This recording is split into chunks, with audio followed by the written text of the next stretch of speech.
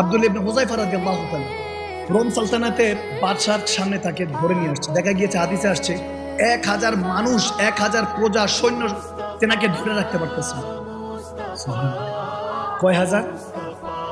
কয় হাজার? 1000। 1000 মানুষ তেনাকে ধরে রাখতে পারতেছেন। এবার চিন্তা করেন কত শক্তি।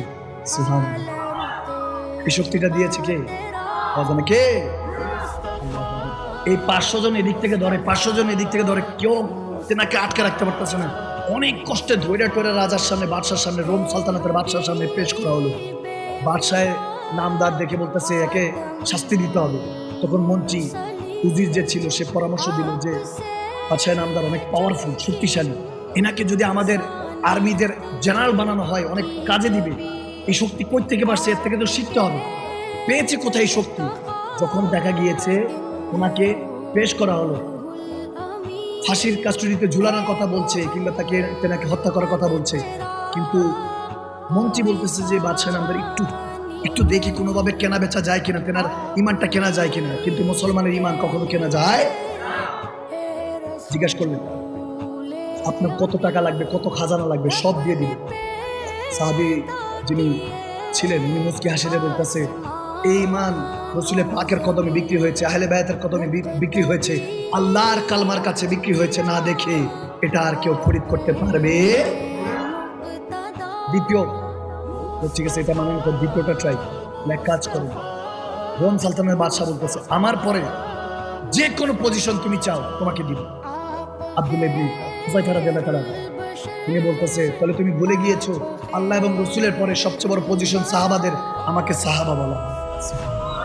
বদরে পড়ে না সুবহানাল্লাহ, লাকাদ রাদিয়াল্লাহু আনিল মুমিনিনা ইয ইউবাইউনাকা তাহতা শাজার, যাদের ক্ষেত্রে আমার আল্লাহ কোরআনে পাকে বলছেন সূরা ফাতিহার মধ্যে যে তাদেরকে আল্লাহ রাজি হিসাবে কবুল করেছেন। এইজন্য আমরা আবু বকর সিদ্দিক রাদিয়াল্লাহু তাআলা, হযরত ওমর রাদিয়াল্লাহু তাআলা, হযরত ওসমান রাদিয়াল্লাহু তাআলা, আব্দুল্লাহ ইবনে হুযায়ফা রাদিয়াল্লাহু তাআলা, হযরত ওমর ইবনুল খাত্তাব থেকে শুরু করে সবাই কেন রাদিয়াল্লাহু বলি? রাদিয়াল্লাহু তাআলার অর্থ হলো আল্লাহ রাজি। সুবহানাল্লাহ। কে রাজি? কে রাজি? আল্লাহ রাজি। এবং আল্লাহ ওই রাজি রাস্তা খোলা রেখেছেন। এমন নয় যে শুধু সেই জামানায় ছিল ইউবাইউনাকা তাহতা শাজার, মুদাররিসিগা ফিউচার টেন্স কিয়ামত পর্যন্ত খোলা আছে।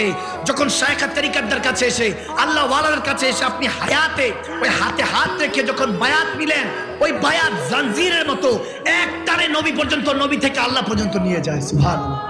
যখন সেই মুর্শিদ রাজি হয়ে যায়, শায়খ রাজি হয়ে যায়, তখন রসুল রাজি হয়ে যায়। যখন রসুল রাজি হয়ে যায় তখন আল্লাহ রাজি হয়ে যায়। তখন আপনার নামের শেষে রাহমাতুল্লাহ বসবে না, তখন বসবে রাদিয়াল্লাহু তাআলা, অর্থাৎ আল্লাহ রাজি, রসুল রাজি, শায়খ তরিকত রাজি, আপনিও রাজি। যখন সব রাজি, শয়তান क्या करेगा পাজি, ঠিক কি না? কথা বোঝা যাচ্ছে? সহজ না কঠিন? সহজ না কঠিন? এখন মানে না। তাহলে সবচেয়ে বড় তো আল্লাহ রসুলের পর সাহাবারা, আমার রাদিয়াল্লাহু, আল্লাহ আমাদের উপর রাজি। কেমন রাজি দেখেন, কেমন ইমান, আল্লাহু আকবার। যখন এটা বলছেন একটা পর্যায়ে বলছে ঠিক আছে সে মানবে না, এরা 13 মানুষ ফাঁসিতে দিয়ে দাও। পরে উজির বলল হুজুর একটা রাত, আজ এই রাতটা আমি একটু ট্রাই করি, আমার একটা সুন্দরী মেয়ে আছে, আমি একটু ট্রাই করি। দেখবেন যে কাউকে যখন কোনো ক্ষতি না করতে পারে তখন ক্যারেক্টারের মধ্যে ঝামেলা লাগে।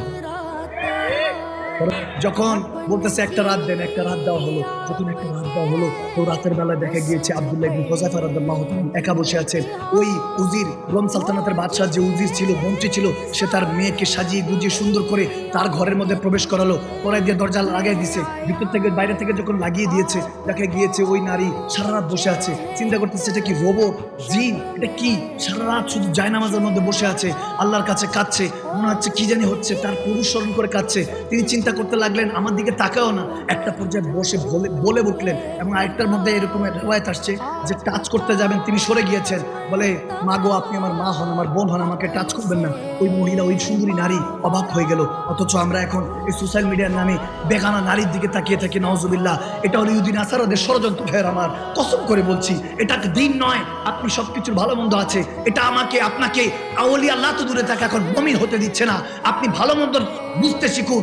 মুসলমান তাকে বলা হয় যে জ্ঞানী। আমার নবী বলেন মুসলমান মানে জ্ঞানী, আর মুমিন হলো আল্লাহওয়ালা, নবীওয়ালা। ইত্তাকিল্লাহ ফাত্তাকুল্লাহ নাস্তাতাতুম, রু দিয়ে জিসম দিয়ে আল্লাহকে ভয় করে। দুনিয়ার কাউকে নেতাকে তাকে ভয় করে চলে না, ঠিক না? যখন আপনি এরকম হয়ে যাবেন, ইত্তাকিল্লাহ, আল্লাহর ভয় যখন বিরাজমান হয়ে যাবে, তখনই তাদেরকে আলা ইন্না আউলিয়াল্লাহি লা খাউফুন আলাইহিম ওয়া লা হুম ইয়াহজানুনের মালিক বলা হয়। তাদের আর অতীতের গুনাহ ভয় থাকে না, ভবিষ্যতে জাহান্নামে যাওয়ার ভয় থাকে না, বরং তাদের অন্তর শুধু কেবল আল্লাহর ভয় থাকে।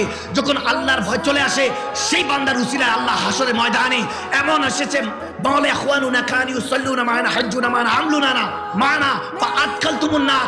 আল্লাহ তাবারক ওয়া তাআলা তাদের উসিলায়, ওই নেককার আল্লাহর ওলিদের উসিলায়, বুখারী মুসলিম শরীফে মুত্তাফাক আলা হাদিস, লক্ষ লক্ষ বান্দাদেরকে হাসরের ময়দানে জাহান্নাম থেকে বের করে জান্নাতে দিয়ে দিবে। সুবহানাল্লাহ।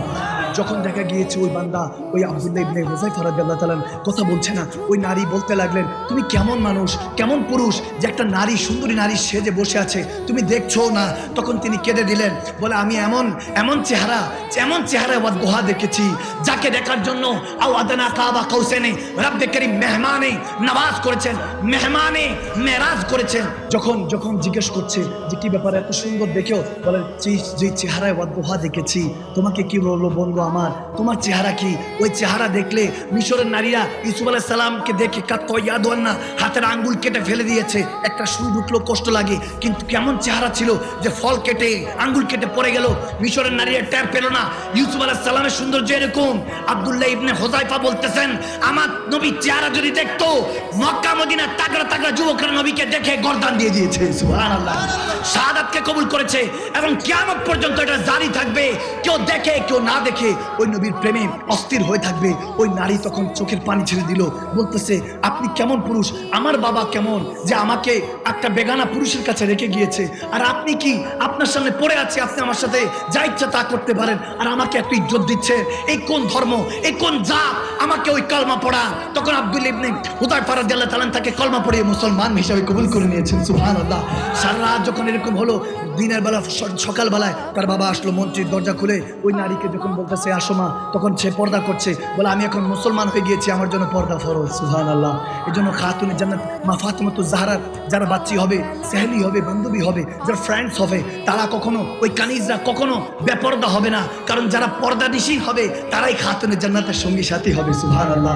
যখন মা ফাতিমাতুজ জাহরার কথা বলছে যে আমি এখন পর্দানিশীন, আমি আপনার দিকে তাকাবো না, আপনি কাফের, আপনি গায়ের মেহরাম, আমি আপনার দিকে দেখা করবো না, এখন ওই মন্ত্রী তো অবাক, বলে আরে আমার কন্যাকে দিয়েছি তার ইমান যাতে খরিদ করতে পারি, এত দিকে আজব, এত উল্টা আমার মেয়ের ইমান খেয়ে বসে আছে। সুমা মাজাল এরকম যখন হচ্ছে, তখন আব্দুল্লাহ ইবনে হুযায়ফাকে ধরে বাদশার সামনে পেশ করা হলো। বাদশার ওই রোম সালতানাতের বাদশা, হায় এই অন্তরটা কেঁপে উঠে। রোম সালতানাতের বাদশা বলতেছে, একটা কাজ করে, বিশাল বড় কড়াই নাও, তেল জ্বালাও, ওটার মধ্যে থেকে জ্বালিয়ে মারা হবে। নাউজুবিল্লাহ। যখন এইভাবে চিন্তা করতে লাগলো, একটা পর্যায়ে অনেক বড় একটা সেতুর মতো করলো, ওই সেতু দিয়ে হেঁটে যাওয়ার রাস্তা করলো, বিশাল বড় এক ড্রাম করলো, ওখানে মধ্যে ফুটন্ত তেল, আগুন ধরানো হলো, ফুটন্ত তেল টকবক করতেছে, আস্তে আস্তে হাত বাঁধা, আস্তে আস্তে যখন আব্দুল্লাহ ইবনে হুযায়ফা ক্রমাগত মৃত্যুর কাছে যাচ্ছে, ইমান দেখেন, আল্লাহু আকবার, কোথায় জানি ইমানটা হারিয়ে গিয়েছে আমাদের ভাইয়ের, আমার বাবার, আমার এখন এই মঞ্চটা না আমার হাসির পাত্র বানিয়ে ফেলেছি। সুম্মা মাআযাল্লাহ। আমাদেরকে এটা করা যাবে না, আমার নবীর কাছে জবাবদিহিতা করতে হবে, আল্লাহর কাছে জবাবদিহিতা করতে হবে। মওলা আলী কাররামাল্লাহু ওয়াজহিল কারীম বলেন, বান্দা তুমি যদি নিজের পাপের খবর না রাখো, তাহলে মনে রেখো পাপ বাপকেও ছাড়ে না, তোমাকে একদিন এটা হিসাব দিতে হবে। যখন একটা পর্যায়ে যখন কাছাকাছি গেল, এখন উনি কান্না করতে লাগলেন। আব্দুল্লাহ ইবনে হুযায়ফা হু হু করে কান্না করতে লাগলেন। কান্না করার সাথে সাথে বাদশাহ রোম সালতানাতের বাদশাহ বলতেছে, এখন মনে হয় মুসলমানের ভয় এসেছে, এই জন্য মৃত্যুকে দেখে এখন খবর এসেছে, যাও তাকে ছেড়ে দিব বলো। তখন তিনি বলতেছে, না রে, তোর জন্য খবর আসতেছে না, আমি শুধু কান্না করতেছি, এক জান দিয়ে নবীর ঋণ কেমনে শোধ করব, একটু পরেই তোর দয়াল নবীর সাথে দেখা হবে। সুবহানাল্লাহ। বলে এক জান দিয়ে কিভাবে হবে, মৃত্যু কারিব হচ্ছে না, আমার তো মনে হচ্ছে দয়াল নবীর সাথে কতদিন দেখা হয় না, আজকে তো দেখা হবে। সুবহানাল্লাহ। আর কয়েকটা পলক বাকি, এরপরে তো আমার নবীর সাথে দেখা হবে। রোম সালতানাতের বাদশা বলতেছে, এরা কি, এরা কোন জাতি, এরা কি জাতি, মৃত্যুর সামনে এই কথা কি বলছে? তখন সে বলতেছে, তিনি চোখের পানিও ছাড়তেছে, আবার চোখ বন্ধ করে কাঁদছে। হঠাৎ করে তিনি হাসা শুরু করলেন, পাগলের মতো, উম্মাদের মতো হাসতে শুরু করলেন। সবাই বলে মনে পাগল হয়ে গিয়েছে। হাসতে হাসতে বলতেছিলেন, না না, পাগল হয় নাই, আমার নবী সাহাবারা পাগল হয় নাই, তবে মজনু হয়ে গিয়েছে, আশেক হয়ে গিয়েছে, কায়েস হয়ে গিয়েছে, ওয়াইস হয়ে গিয়েছে। এখন যখন ওই আশেকের ধনী হতে লাগলো, দেখা গিয়েছে মৃত্যুর সম্মুখে আস্তে আস্তে তেনাকে ওই তেলের গরম তেলের উপরে যখন ফেলা হচ্ছে, তিনি যখন পড়তেছেন, হয়তোবা তিনি বলতেছিলেন ये नाज ये अंदाज हमारे नहीं होते, अगर झोली में टुकड़े मुस्तफा तुम्हारे नहीं होते, मिलती हुजूर नाप के दर से भीख इस मंगतों के यहाँ गुजार नहीं होते, करूँ तेरे नाम पे जा फिदा, बस एक जान नहीं दो जहां फिदा, जो दो जहां से भी जी नहीं भरा, करूँ तो क्या करूँ दो जहां तो बनाया नहीं।